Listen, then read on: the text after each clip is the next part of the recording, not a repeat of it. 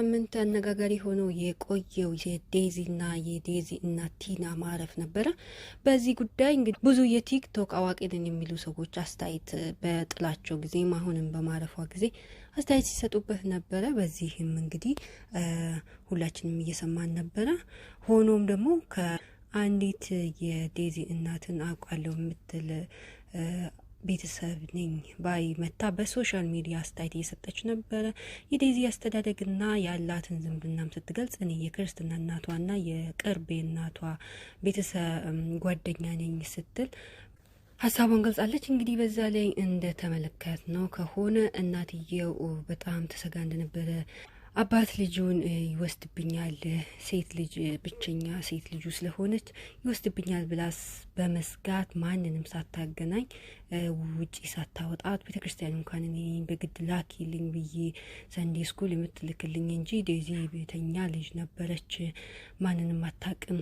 በዛ ምክንያት እንግዲህ ሆም ስኩል ተምራ ኮሌጅ ከገባች በኋላ እንግዲህ በጥሩ ውጤት ከ12ኛ ወደ ኮሌጅ ከተላለፈች በኋላ ሶሻል ሚዲያ ትጀምራለች። 2 አመት ኮሌጅ ከተማረች በኋላ ሶሻል ሚዲያው እንግዲህ አሸንፏት ወደ ሶሻል ሚዲያ ታተኩራለች። እናትየዋ መናጀሯ በመሆን አንዳንድ ነገሮችን ማኔጅ እያደረገችላት ማስታወቂያና ዘፈኖችንም እንድትሰራ እናትየዋ እንግዲህ በልጅነቷ ህልም እንደነበራትና የፊልም ስራ መስራት ስለምትፈልግ በልጄ ፊልም ትሰራለች፣ ሙዚቃ ትዘፍንልኛለች ብላ ህልም እንደነበራትም ይቺ የቤተሰብ አካል የሆነችዋ ሴት ተናግራለች። እንግዲህ ማኔጅ እያደረገቻት ጥሩ ውጤት ታመጣለች ብላ ተስፋ አድርጋ ነበረ። ሆኖም ግን ዴዚ በአጭሩ ፍቅር የሚሉት ነገር እንግዲህ ወጣትነት በሁሉም ላይ የሚያጋጥም ነውና ወደ ፍቅር በማዘንበል ከአሌክስ ከሚባለው ትግራዊ ልጅ ጋራ ፍቅር ግንኙነት ይጀምሩና ያንን የእናቷን ፕላንትታ በራሷ መንገድ መጓዝ ስትጀምር እናትየው ፈቃደኛ አልሆነችም። በዛም ብዙ መጨቃጨቅ ተፈጥሮ ነበረ። የዴዚ ክርስትና እናት እንደሚናገሩት ከሆነ እኔ መክሪያት ነበረ። ነገር ግን ቲና የዴዚ እናት በጣም ብዙ ዋጋ የከፈለች እናት ናት። ብዙ ትልቅ ደረጃ እንድትደርስላት ልጅቷ ትፈልግ ነበረ።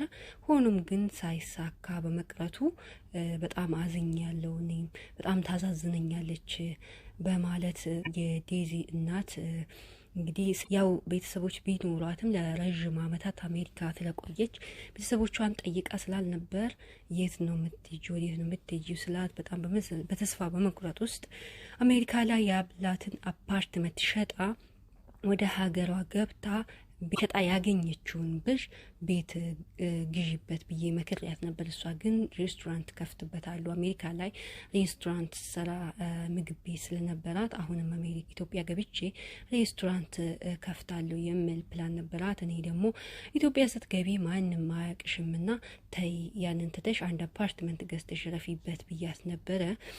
ያው ከሄደች በኋላ አልፎ አልፎ ተጽፍልኝ ነበረ። ግራ የመጋባት ነገር ይታይባታል። ያው አሜሪካና ኢትዮጵያ የሰዓት ልዩነት ስላለ ሌሊት ላይ ሰላም ነሽ ምን እየሰራሽ ነው ብላ ትጽፍልኛለች። በዛ ግራ የተጋባች ትመስል ነበረ። ከዛ ውጪ ግን ለሞት የሚያበቃት ምንም አይነት ችግር አለባት ብዬ አልገምትም ስትል ተናግራለች። እንግዲህ በጣም በልጆቿ እንደምትበሳጭና እናት ብትሆንም እንደፈለገችው እንዳልሆኑላት ልጆቹ ትገልጻለች። እናም ታላቅ የዴዚ ወንድም እንዳላትና እሱም በእንደዚሁ አይነት ሁኔታ አድጎ መጨረሻ ላይም የህግ ተማሪ ጥብቅና ተማሪ ነበረ። በዚሁ በዴዚና በእናትየው ባለመግባባት መካከል የግል ህይወቱን እንደጀመረና እናትየው ጋራ ብዙም ግንኙነት እንዳልነበሩ ተናግራለች። በቅርቡም ደግሞ ኢትዮጵያ ከመሄዷ በፊት ልጄ ናፍቆኛልና እባክሽን ሄደሽ እዚህ አካባቢ ይልኝ ብላ ተናግራኝ ጠይቃኝ ነበረ። እኔም ሄጄ ሳየው ልጁ ለረጅም ጊዜ ከዛ አካባቢ እንደለቀቀና እንደሄደ ነገሩኝ። ሆኖም ግን አሁንም የት እንዳለ አላቅም። በሱም በጣም አዝና ነበረ።